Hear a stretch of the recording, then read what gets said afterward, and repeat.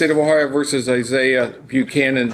Mr. Buchanan is before the court with his counsel, Mr. Aldridge, Mr. Hardman, Mr. Rye. On behalf of the State of Ohio, we're here for sentencing. So everyone had an opportunity to review the pre-sentence investigation? Yes, sir. Mr. Hardman, anything on behalf of the state? Your Honor, on behalf of the State of Ohio, the court is well aware of the contacts the defendant has had with the court system, mostly through juvenile court, obviously because of his age. It's the position of the State of Ohio at this point that there's not much left to do. There's been attempts repeatedly to curb his behavior. They've been unsuccessful. We would ask that the defendant be incarcerated. We have spoken to the victim of this case, Mr. Krasik, and he has no position with regard to ultimately he feels like the court and relying upon the court and the state to have his best interest at heart as far as what happens here. There is restitution for medical bills. This case isn't about a single bad moment. It's about a pattern. By the time we're here, the court isn't asking what happened. It's asking how many times. And that question hangs over everything that follows. You don't have to speak into the microphone. It's recording you. That chair out of the way. If you can just state your name for the court reporter. Jennifer Buchanan. What would you like me to know? I'm sorry. I know my son, I make no excuses for, I don't condone any of his behavior throughout juvenile court and now in your court today. However, I would like you to take into consideration that since this incident happened, he has been compliant with anything that they have asked him to do. He has taken initiative to work with his physician in getting on a good medication regimen to help with his multiple mental health diagnoses. I know when he comes in front of, the investigators, that it is very hard for him to articulate how he feels. He has a very flat affect, which makes him seem, I don't know how to explain it correctly to make you understand, but during his confinement at home, we have had multiple discussions regarding his behavior, his future, the things that he's done, the chances that he's had, etc. He doesn't want to spend his life in jail. He doesn't want to. He wants to have a normal life. He wants to go to school, get an education, start a career, and that kind of thing. He's made it. He's going to, depending on what happens here today, he's going to Warren County Career Center here in a couple of weeks to talk with several instructors there to determine if there's a program at the Career Center that he could take. He even talked to an Army recruiter to possibly, if depending on, again, the outcome of today, on possible military service at some point, to try to get his life in order. Has never set out to hurt anybody. He knows that what he did is wrong, but he's made changes to abide by the GPS monitoring, the probation, even prior to being charged. He followed the guidelines that he was supposed to follow. So I would just like you to take all of that into consideration when you make your decision on whether to, however you decide to, the punitive aspect of this. This is one of the hardest moments to watch, not because of anger, but because of honesty. His mother doesn't deny what her son did. She doesn't attack the victim. She's standing here asking the court to see a future that might still be possible. And when parents talk about mental health, medication, and missed chances, it reminds us that courtrooms don't just sentence defendants. They sentence families. Anything else? We have submitted a couple of letters to the court, including an apology letter to the victim. unknown exactly what his mental health issues are.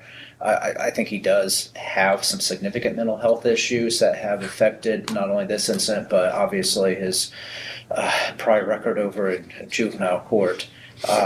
And obviously, we're not looking to downplay that at all. He has not been very cooperative with the court system in the past. And he does come across, in my experience with him, much younger than his age, not as mature as you would expect. And I think that is attributable to his ongoing mental health issues. I think it's a positive that he has removed himself away from Franklin and the kids that he was running with over there. He's 18 years old. Sorry, Your Honor. Sorry. It's all right. Go ahead.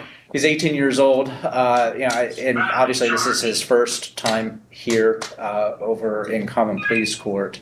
I do think that he can benefit from the opportunities and things that this court can provide to. I do request that the court. The defense leans heavily on mental health, and that's not unusual.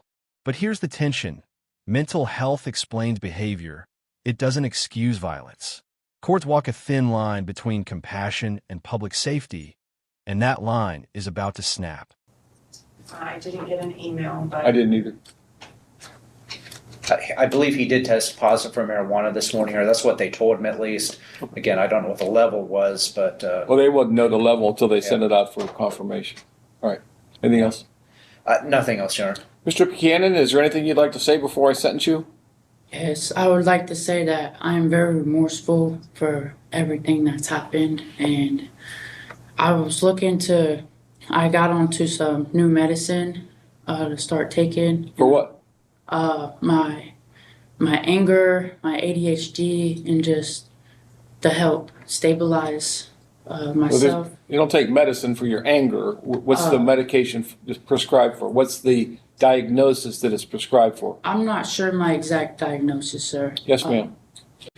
he has been on these medications off and on for years. He just has really bad side effects. They also have talked to him that if this doesn't work, that there are other medications that he can take. That's not included in the assessment. We explained all of those to her. Well, I know you explained it. Was there any documentation provided of any of these diagnoses? Because this assessment was done, I don't have a date on it, but it says he's Juvenile court was provided with his medical records. Juvenile court provided us with nothing, ma'am. Juvenile court didn't even provide us with any of his infractions that were requested while he was in juvenile detention. Okay. We got nothing from juvenile court, although it was requested. Okay, because she said was going to request that, and that's why I did not provide his, because she said she was going to request that. All right. What else do you want me to know? And I'm also looking into furthering my education. Did you complete your high school education? Yes, sir, I did. Okay, go ahead. And I was looking to go to the Career Center. I've also reached out to other schools. Listen closely to his words. He sounds young.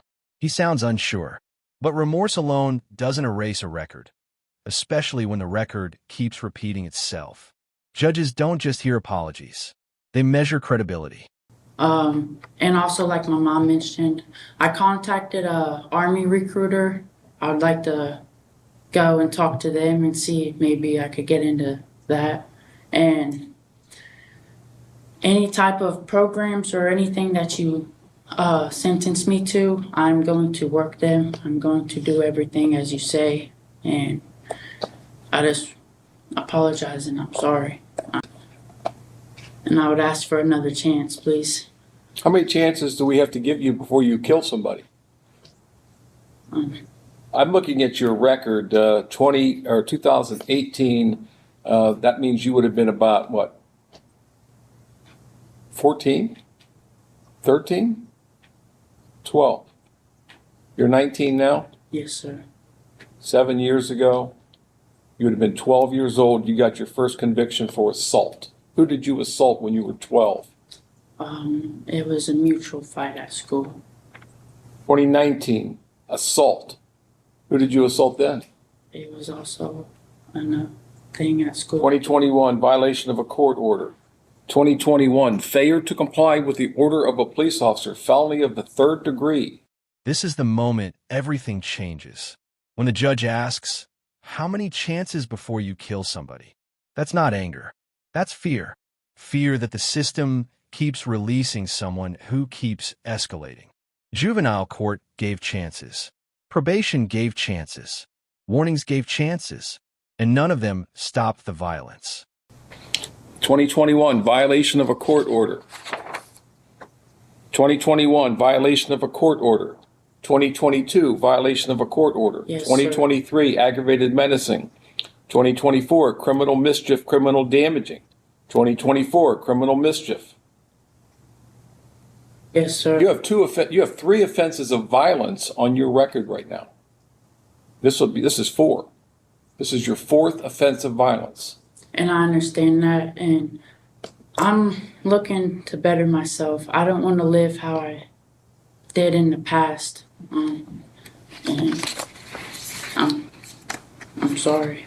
I promise I can do anything, any type of program. Most people are sorry when they're standing here at this point of the proceedings. I understand. I mean, all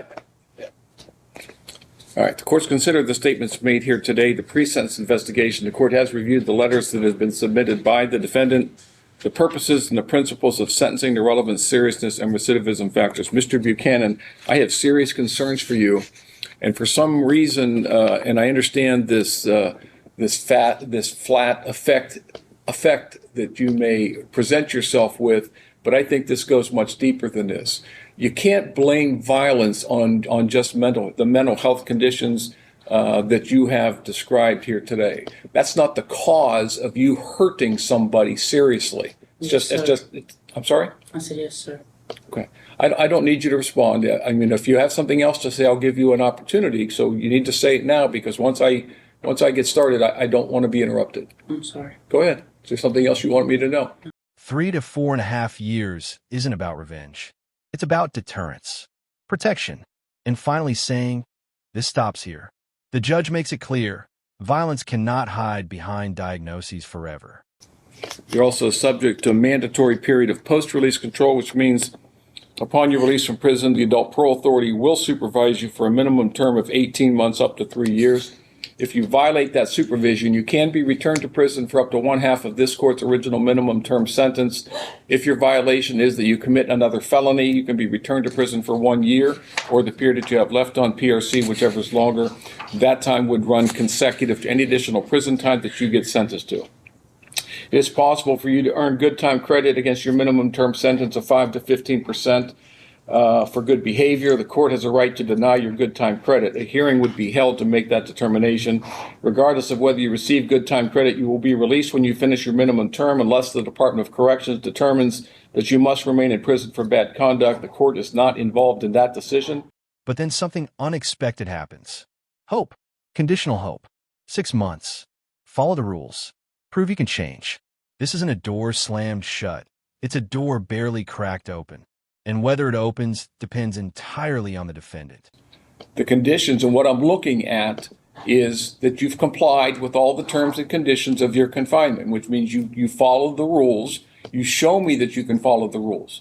And then after 6 months, if you've done that, I will release you and put you on community control at that time. Do you understand me? Yes. I want to give you some hope. I'm not here to ruin your life, but you need to understand that when you hurt somebody as seriously as you did in this case, and you've done it in the past, you've had prior convictions for assault, that there are serious consequences now. You are no longer in juvenile court. Now, you do have a right to appeal the court's decision of your sentence to the 12th District Court of Appeals. If you want to appeal, you must file your notice of appeal within 30 days of today's date. If you can't afford to pay for the transcript or anything necessary for your appeal. When the bond is revoked, reality hits. This is no longer theory. No more promises. No more speeches. Just consequences. That can all be provided to you at no cost. If you cannot afford an attorney, I will appoint one for you at no cost. Mr. Hardman, is there anything else? No, Your Honor. Nothing else? You understand that you have 6 months. Behave yourself, and I will see you back here in 6 months. All right, sir. Okay? All right. Your bond is revoked. At this time, there's a deputy standing behind you. You're remanded into the custody of the Warren County Sheriffs for transport to the Department of Corrections.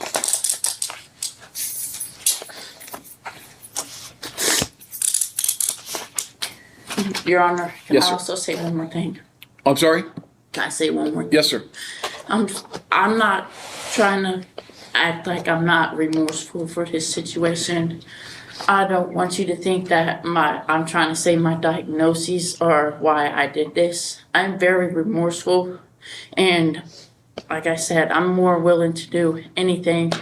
And with this prison time, I'm going to show you that, sir. Okay. And I look forward to seeing you in 6 months then. Okay, Sure. good luck. can I please get my mom? That's up to the deputies at this point. Does he need